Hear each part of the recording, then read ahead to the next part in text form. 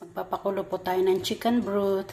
Tapos, ilalagay po natin yung mga tofu, fishball, prawn, yung tofu, spinach na vegetable, at saka yung noodles, tsaka egg tofu. Pwede po nating lagyan din siya ng mushroom, kahit ano pong ilagay ninyo, karne. Masarap po siya. Crab meat, ganun po. Pwede po tayong maglagay ng kahit anong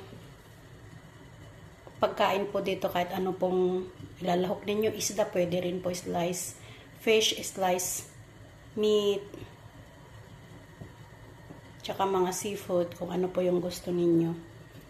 Dahil ito lang po yung gusto nila ngayon, yung tofu ang tawag po dito. Ito po ang ating recipe ngayong lunch. Yan, pag nakulo na po yung ating broth, ilalagay lang po natin yan. Ready to eat na po yan. At mainit-init pa para kainin nilang mainit.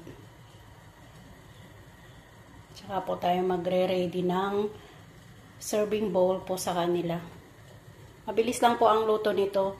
10 to 15 minutes lang po ito. Mabilis lang po kasi puro fresh siya. Fresh lahat yung ilalagay po natin. Okay, pag kumulo na pong ganyan guys, ilalagay na po natin lahat. Thank you for watching.